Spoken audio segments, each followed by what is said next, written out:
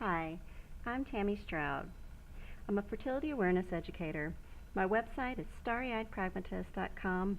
I'm super passionate about fertility awareness and excited to have the opportunity to share this life-changing information with you today. First, let me tell you a little bit about myself. I'm the mother to 6 children, currently ages 14 to 5. My husband and I have been married for 19 years. My blog is starry-eyed-pragmatist.com, all one word, no hyphens. We're an American expat family. We do a lot of traveling as a family. We currently live in Riyadh, Saudi Arabia. We're Christian, we homeschool, and will soon be moving to Tokyo, Japan. We get a lot of curiosity and questions about our life. I bet you already have questions bubbling up in your mind. On my blog, I talk about my life, my thoughts, and my passions.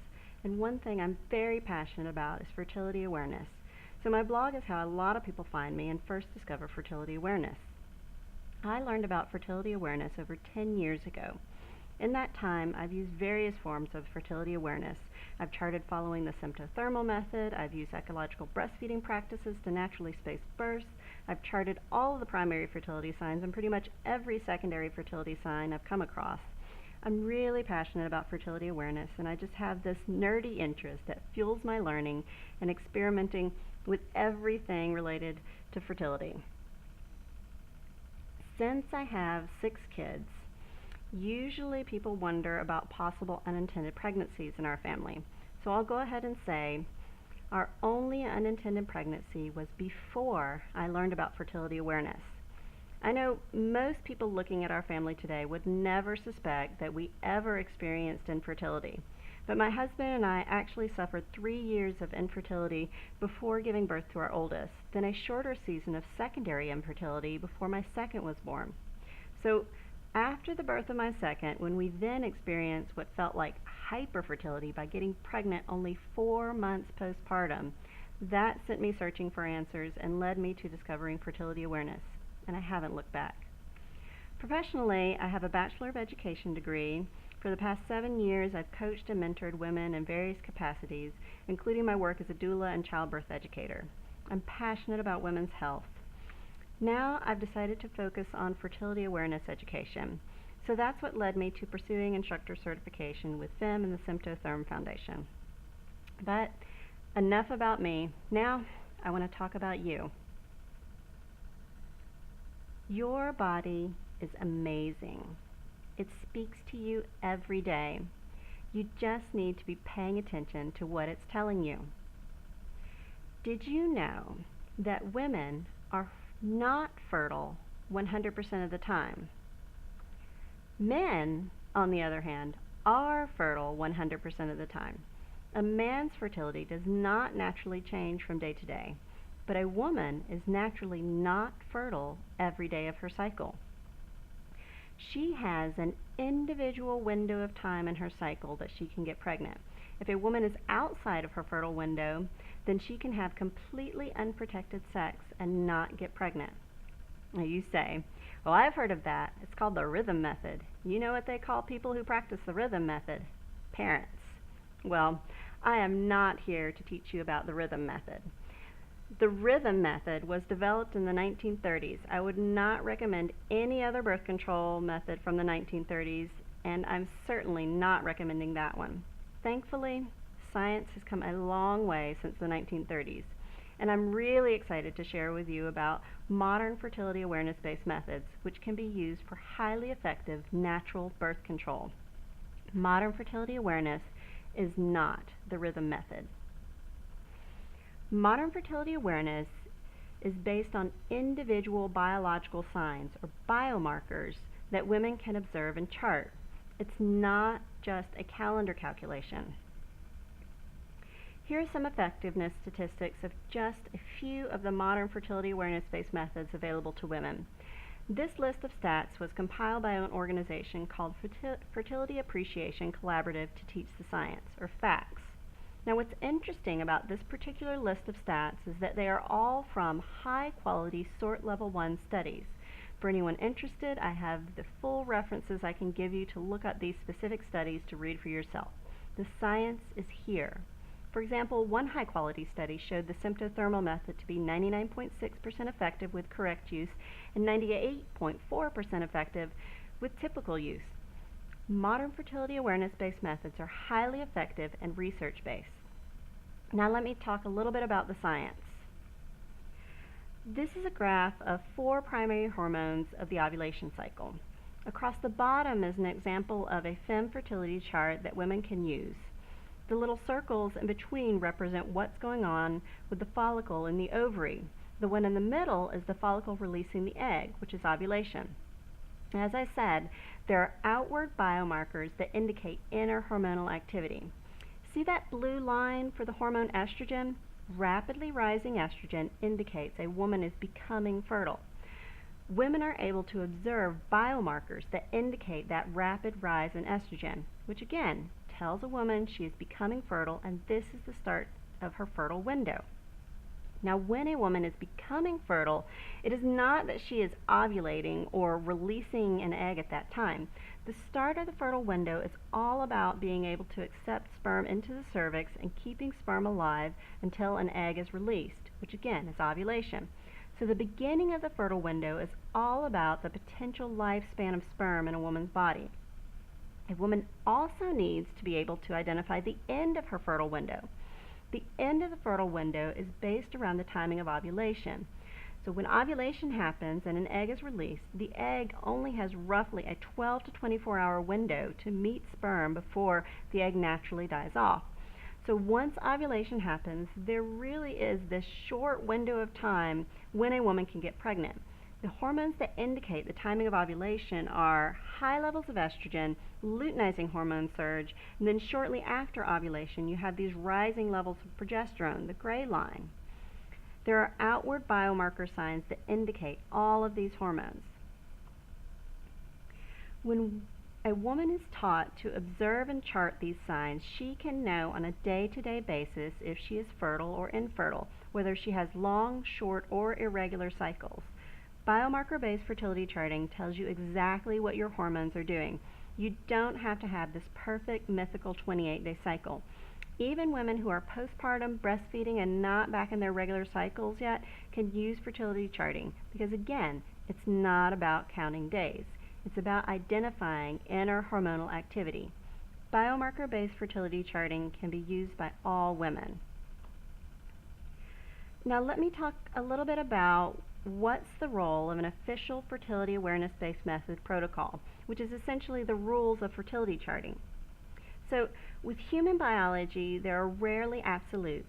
Usually what we see is a range of normal, where most people fit into a certain range, and then you have the outlier but still within the range of normal possibilities. There have been scientific studies done that look at when a woman observes a biomarker, what that biomarker can tell her about when ovulation happened. They see the range of normal that most women fit into, and then they see the wider range that's still normal but includes outlier possibilities. An official fertility awareness-based method protocol for birth control is specifically studied to include all the possible fertile days. For trying to conceive, you want to look at those most fertile days. But if you flip that for birth control and only avoid unprotected sex on the most fertile days, you still have a lot of days that are risky for pregnancy. That's why when using fertility charting for birth control, it is important to follow a method specifically designed and scientifically studied to be used for birth control. There are lots of apps and devices on the market today that claim to be able to tell you when you are ovulating.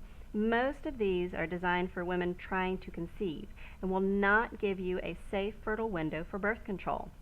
Also, with regard to apps, if your app claims to tell you when you are fertile but is only asking you for the date of your last period and your cycle length, then your app is likely using a rhythm method calculation. Yeah, the rhythm method, that thing we just made fun of a few slides back.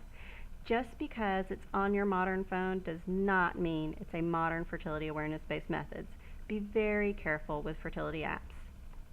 Now, there are apps which can be very useful for fertility charting. I'm actually a big fan of using technology with fertility charting. However, To be able to effectively use an app for fertility charting, you need to understand how to correctly observe your fertility signs, and you really need to know the rules of the method you are following. The app is a tool to help you interpret your own fertility sign data according to the official fertility awareness-based method protocol you were taught. I teach women to observe 3 different fertility signs: cervical fluid, basal body temperature, and luteinizing hormone. What I want for you is to give you information to help you make informed decisions about your fertility. So my focus is on helping you learn to manage your fertility in a way that works for you and your spouse as a couple. I want to give you the tools to figure out what will work best for you. Now, there are pros and cons to charting each fertility sign. Some will mesh well with your lifestyle and routines. Some may feel overly burdensome to chart. However, sometimes you actually just have to give it a go and try charting the fertility sign to ultimately see how well it will work with your individual routine and lifestyle. My particular focus when teaching fertility awareness is making sure women have a good understanding of their individual cervical fluid pattern as a foundational fertility sign to chart. And I recommend cross-checking that with 1 or 2 other fertility signs. But I don't think there's this one universally perfect set of fertility signs to chart for every woman. It's very individual. This is why I've chosen to work with 2 different fertility awareness-based methods organizations, FEM and the Symptotherm Foundation. I have a particular geeky interest in researching different fertility charting protocols. I also have a passionate interest in helping women make informed choices. So if you go to my website, you'll see my post called Super Long List of Fertility Awareness-Based Methods. It's a list to help you research a bunch of different fertility awareness-based methods. But the thing is, I've done that research, and I think these 2 organizations have rock-solid, great protocols and resources to help women. So that's why I picked them to train me to work with you. Now, I've talked a lot about how a woman can use her fertility charting for family planning, meaning it can be used for effective birth control or to get pregnant naturally faster. There's also another amazing advantage to fertility charting. A woman can also use her fertility chart to recognize healthy patterns or health problems. So reproductive health is controlled by hormones, and these are the 4 primary hormones I teach women about, which are needed for a healthy ovulation cycle: follicle stimulating hormone, FSH, estrogen, luteinizing hormone, LH, and progesterone. But actually, there are over a dozen hormones that come into play. All of these hormones have to reach proper levels to stimulate the release of the next hormone. Ovulation hormones function on a feedback loop where one hormone triggers the next hormone and so forth. And all the hormones in the cycle have to reach sufficient levels to trigger the next hormone. So the brain signals to the ovaries with hormones to develop an egg, and then that causes the ovaries to produce another hormone, which then signals back to the brain, and then you have this back and forth and back and forth. All of these hormones in this feedback loop influence reproductive and general health. And the central event that these hormones are accomplishing is ovulation. This is why ovulation is a key sign of health for women, because it represents hormone levels reaching a healthy and sufficient amount. So when I teach women how to identify ovulation through fertility charting, I teach them how to recognize healthy patterns and thus how to assess their own hormonal health.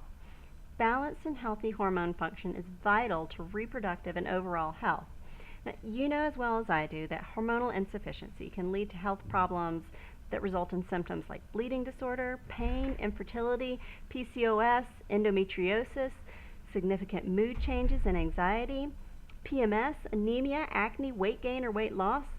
And hormones are influenced by anything that can influence our brain and body systems. So nutrition and weight, exercise, sleep habits, stress, smoking, alcohol, drugs, medical conditions, medical treatments, all of these things can impact your cycle. This is why I've chosen to work with FEM. FEM stands for Fertility Education and Medical Management, and they seek to redefine the way women's health is approached. FEM has a 2-pronged approach. They have fertility educators like me. I teach women to understand their bodies, how to observe and monitor their hormonal health, and I teach women how to naturally manage their fertility. FEM also has their medical management team. FEM partners with the Reproductive Health Research Institute, RHRI. RHRI has developed protocols to provide accurate evaluation and treatment for a wide range of hormonal disorders, so it's endocrinology research. FEM trains medical providers in these protocols. These protocols allow providers to use a woman's fertility chart as a diagnostic tool to inform further testing. So instead of blindly guessing when you should test based on last menstrual period, FEM medical providers are working with a woman's own day-to-day cycle data, which I teach you how to correctly observe and chart. So these protocols work towards treating the root of the problem instead of the conventional approach, which is usually masking the symptoms with hormonal birth control. I want you to know how to observe and monitor your hormonal health. If you discover a problem, then there are trusted medical providers that I can refer you to, which have been trained to use these cutting-edge, research-based protocols to treat the underlying hormonal dysfunction. I want you to be a part of redefining the way women's health is approached. My goal for all women is that a woman's health decisions from puberty to menopause should be informed by an understanding of the healthy functioning of her body and observations of her own cycle patterns. This is why I'm passionate about teaching women how to monitor their hormonal activity and identify ovulation, because this helps them to manage both their fertility and their overall health. Thank you so much for allowing me to share this with you today. I'm really excited about working with you on your fertility awareness journey. So I'm sending you a health information form to fill out, and then once I receive your filled out health information form, then we can move on to session 1, Understanding Your Cycle. So please feel free to send me any questions as you think of them, and thanks so much for joining me. Have a great day.